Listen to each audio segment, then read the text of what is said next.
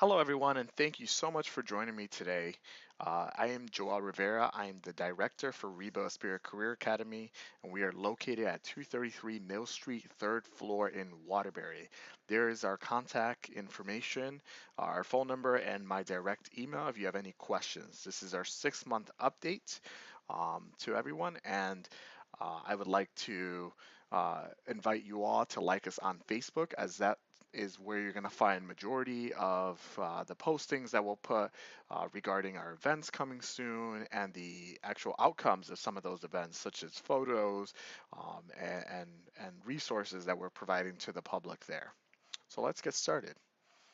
So today I'm going to give you a little overview on a few different things. So I want to remind you all of our shared results and how we can stay connected, the services that we're providing here at Reba Aspira, including our ESL and GED classes, the workforce development, our facility amenities, and the membership model that we have taken on. I'm also going to speak a little bit about the block captain and that model and how it's working for us so far regarding the training, an update of what we're doing, the duties that they're performing, and a campaign that we're actually coming up with soon.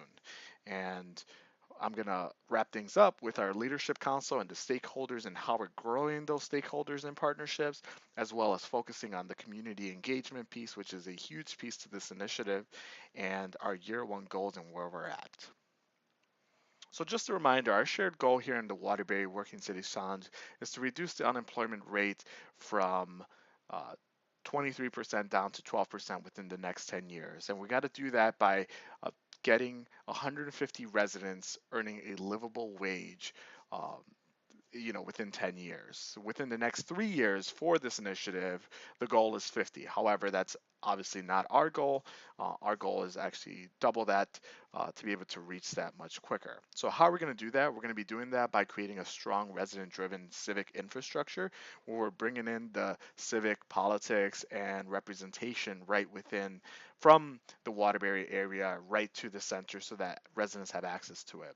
We're also realigning and relocating job training services like the Workforce Board. The Workforce Board is joining us, and we're providing those services here at Reba Aspira. We're also revising childcare decision making policies to make it more equitable for these residents to be able to have access to that. So we're talking about childcare slots and bringing them into the neighborhood, as we know that childcare is one of the biggest issues we're encountering as a barrier for most families that live within the neighborhood. And so you're probably wondering, like, where do I fit in? So you fit in the sense that this is a collaborative effort. And so we know and we understand from the beginning of this initiative that this can't be done without the support of all the agencies and resources that already exist within the neighborhood and throughout the city. So if you have any resource or any idea on how you can help us implement this and how to address the unemployment rate and be able to help lower it down to 12% within the next 10 years, please reach out to me anytime and we can brainstorm a little bit on how we can partner up. So let's start with our services. So with our services, we're very excited because our first cohort of ESL students have already began. They began on August 27th, and they've been here 2 nights a week. Each class is 3 hours long, so they've been getting 6 hours of ESL instruction a week. They've also been supported um, with login information for other resources such as Duolingo so that they can practice at home, as well as YouTube videos so that they can watch more and kind of embed themselves within the English language, even when they're not in the classroom. And the person who's actually making all this happen, her name is Patricia Escoffery. She's the ESL director for the Reba Aspira Career Academy. And what she's doing is she's managing the curriculum. She's finding resources such as the YouTube videos and Duolingo and all the books to support the students to be able to get a level of English that is proficient and usable in the workforce. She's also, I must add that she's also adding workforce related vocabulary into the instruction to be able to prepare these students better for the workforce environment. She's engaging with students, so she's following up with students if for some reason they're not able to make it to the class, or if there was an assignment that they weren't able to make. She's been working with them to make sure that they still receive the same amount of education. She's been managing all the testing and evaluations that we have, starting from a prior evaluation that we do to determine what level of English proficiency a student and member is at, as well as the midterm and a final. The final has not been administered yet, as the first cohort is still not completed, but that is already coming soon. She's teaching the course, and she comes with tons of experience teaching ESL. She's actually even an ESL um, licensed and official ESL instructor. The ESL completers still have the option to obtain a CNA program certificate through Stone Academy, and so majority of the people who are actually taking the ESL classes right now are will be transitioning over to Stone Academy for the CNA program, as that was one of their biggest interests in learning English, is to get back into the workforce. We had an overwhelming success in amount of interest into the ESL program within the community. We had 35 people register. I mean, we had more than that, but we had to make referrals at that point because we can't hold that many more. Attendance has been steady at 15, which when I speak to other agencies throughout the state who have been conducting ESL classes, there's normally a 25% completion rate. And so being at 15, we're still around the halfway mark there. So we're pretty excited about the percentage that is still participating, and with the support of the teacher and the case manager to get them to that next level in their English language.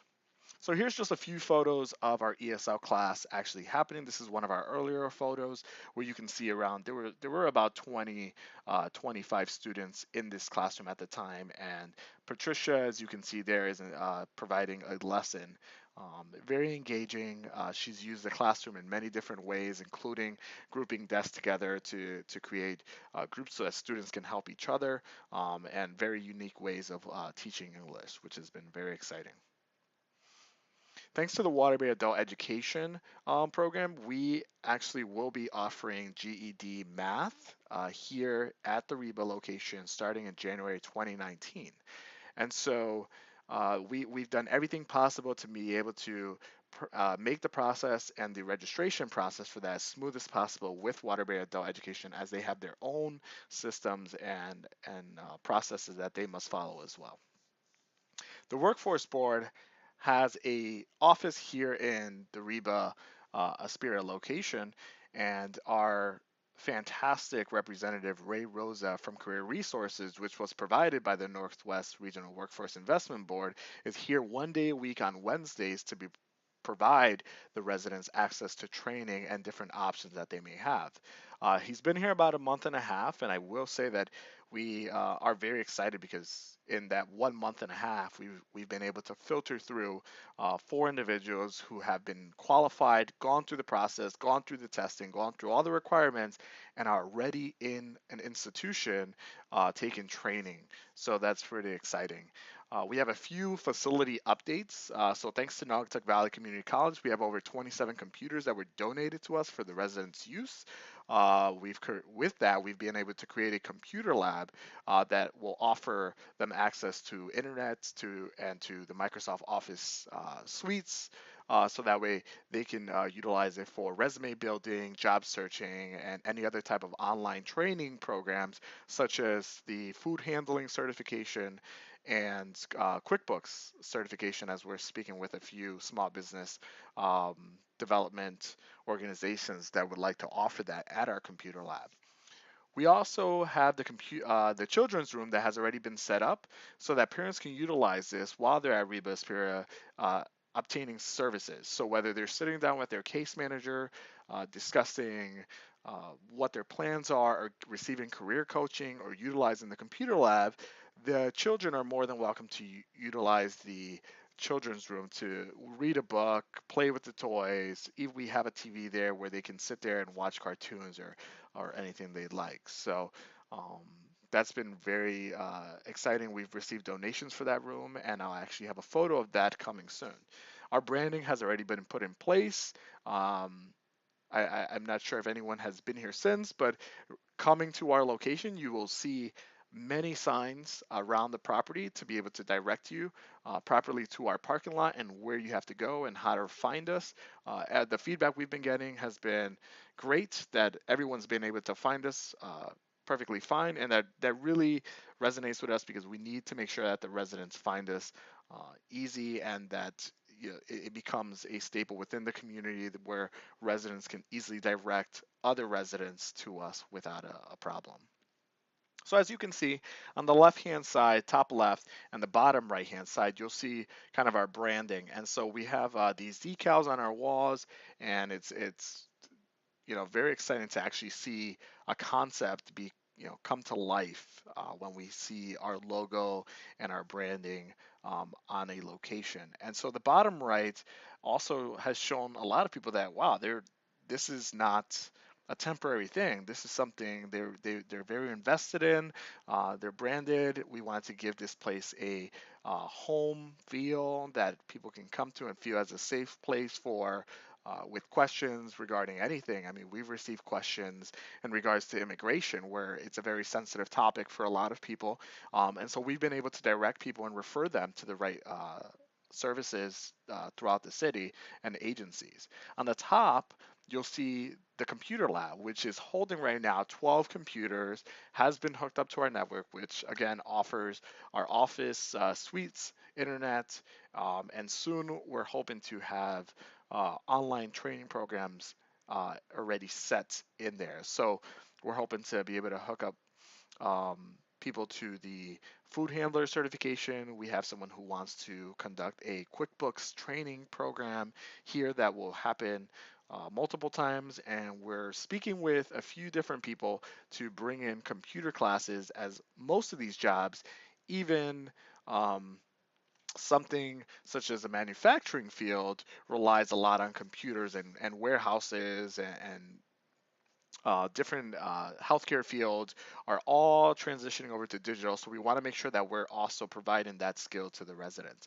And on the bottom left, you'll see our children's room. And in this children's room, some of these things were donated, some of these things were purchased. A lot of work went into this. It kind of it makes our eyes glow when we see the children come in and utilize the room. It gives it that real warm feeling of having a place where the parents feel comfortable to be at because their children are welcomed as well. So our membership model is still in effect. We have two types of membership. One is for the Census Tract 3505 residents, and the other one is for the rest of the city of Waterbury. Each member receives a membership tag when they come in here. As you can see on the right-hand side, Census Tract 3505 have a bright yellow tag, where the non-3505 have a dark blue tag. And each one has a unique member number that they'll utilize to be able to sign into um, the into our sign-in book when they come to try to use any of the services that we're offering here, such as meeting with their counselor, or just simply using the computer lab for job searching. So we've separated this more so to make sure that resources are allocated properly so that they're not used for any unintended purposes, which the intended purposes of the grant funding was for the 3505 members. So we've been able to differentiate services without turning anyone away, without depleting our services. So 3505 members, receive a case manager, their career coaching. There is some financial assistance through their case manager and their career coaching for different things such as employment needs, uniforms, training services, some sort. And so there's exclusive events that are offered to them as well. They'll be able to join any public events as well. There's exclusive workshops that we're holding simply for the Census 3505 members.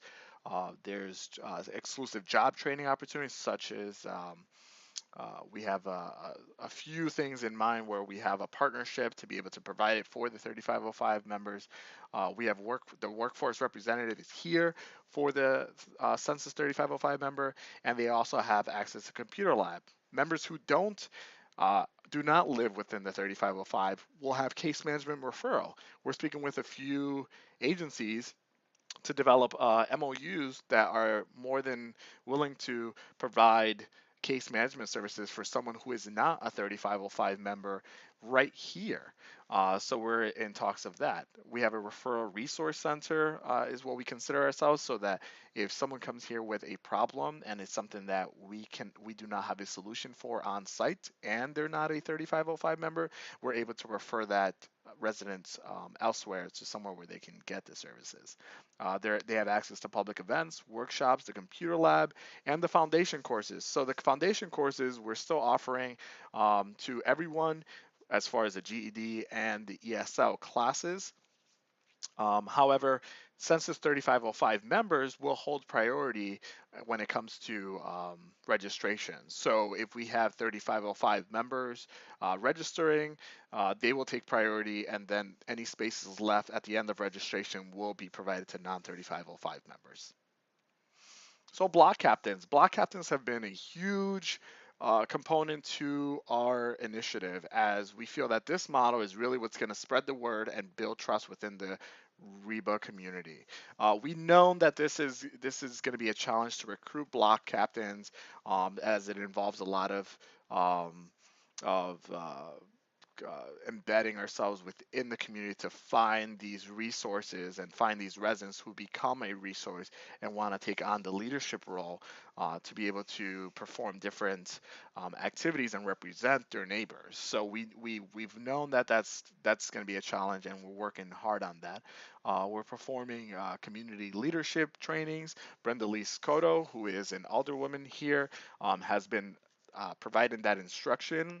The community training is fantastic. If any of you would like to join us for our next one, please let me know.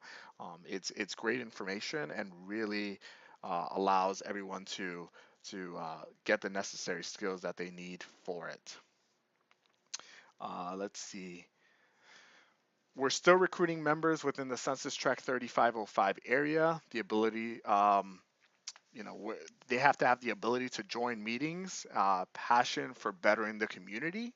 The community campaign coming soon is a direct mail and door-to-door survey, so that we are able to um, provide and kind of embed ourselves within the community to find those resources that already exist within the community. We're figuring out that some residents are already embedded in some capacity helping other residents find employment. So we want to be able to utilize that and find those leaders that already exist within the community to then train them some more and have them become leadership in a leadership capacity for the residents and the initiative. Some of the tasks that they'll have to do is complete residents, or connect residents to services available at Reba Aspira. They'll create awareness on the events and the opportunities for the community. They'll become a leading voice to their neighbors on community issues, network and connect residents and small businesses. That is a huge piece to the puzzle here, is and building that relationship with small businesses within the community, so that we're able to build those jobs and have the relationships so that we can get our residents hired much quicker.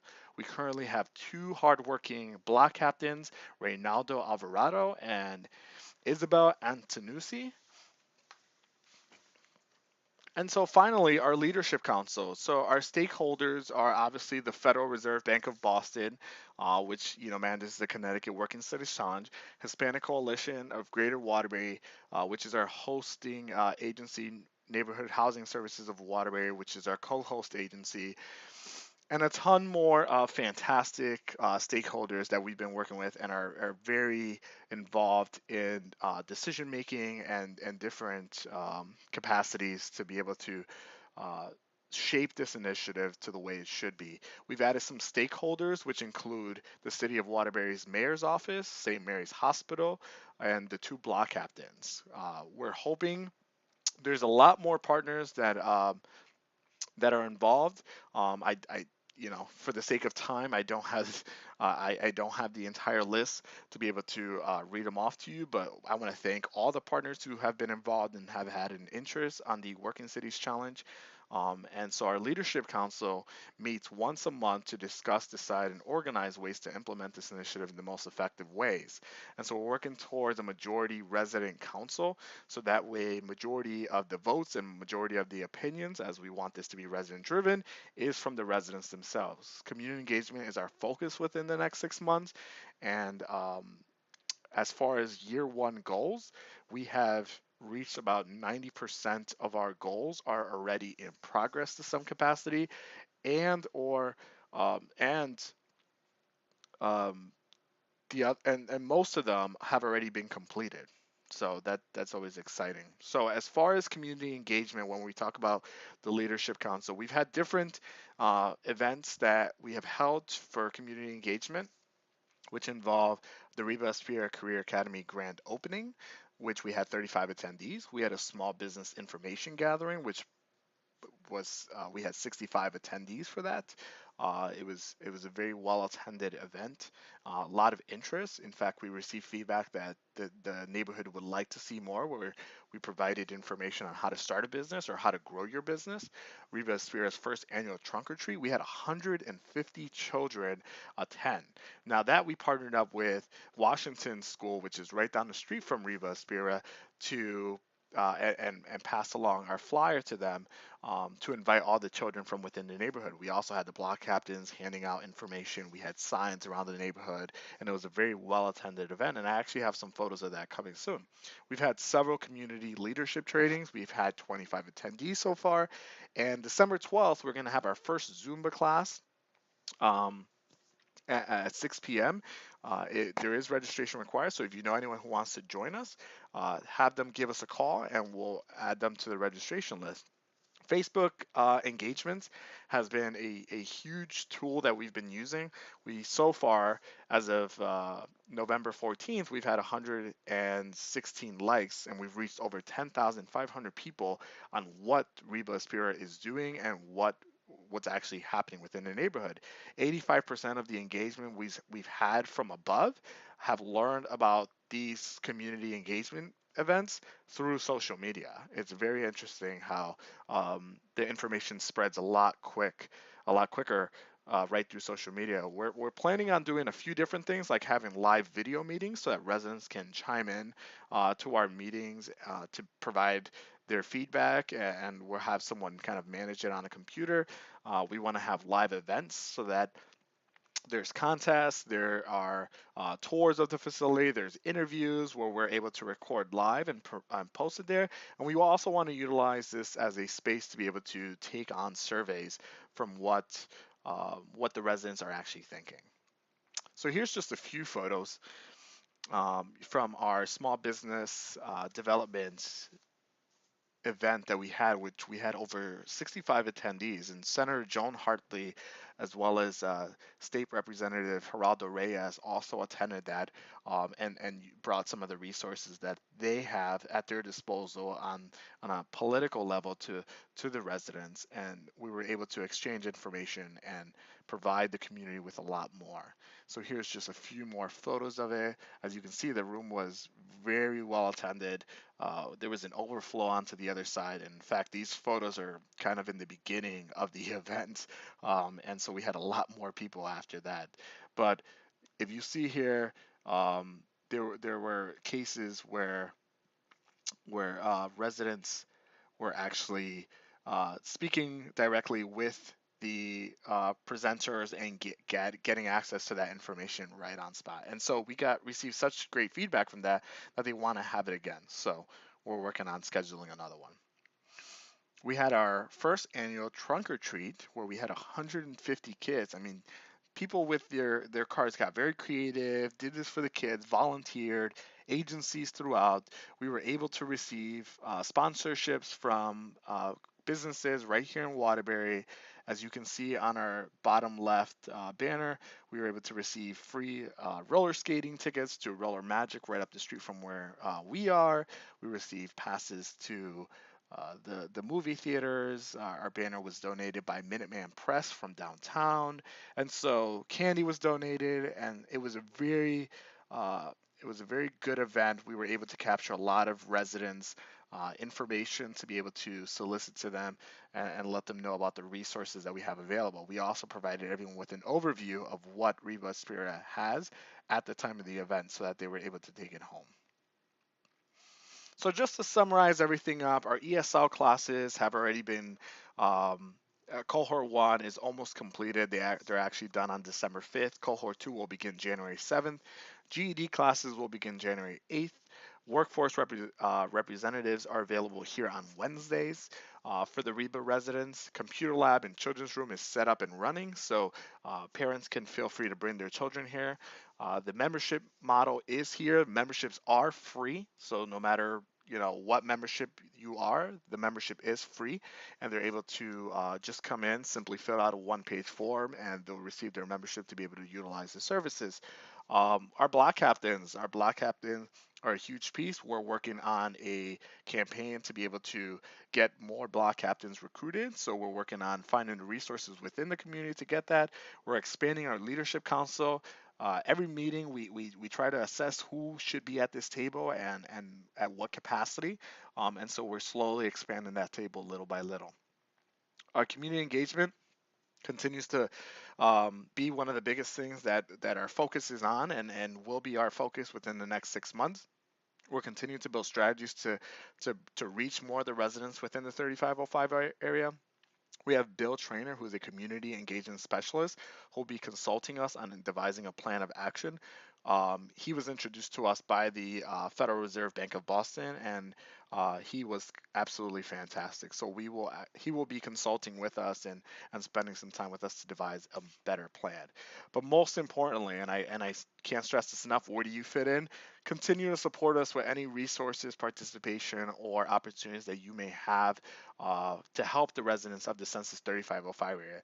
If you can help, please reach out to me, and I will be very willing to be able to sit with you and kind of devise a plan and see how we can partner up together to get there. So, um, that is my contact information right there. It's 203-527-6385. My extension is 303. My email is joel@rebaspira.org.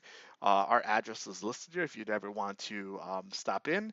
Please reach out to me anytime. And I want to thank you all for taking the time to listen to this presentation and to get up to date with Working Cities Challenge, as it is a fantastic initiative that is shaping the South End River Baldwin area. Thank you.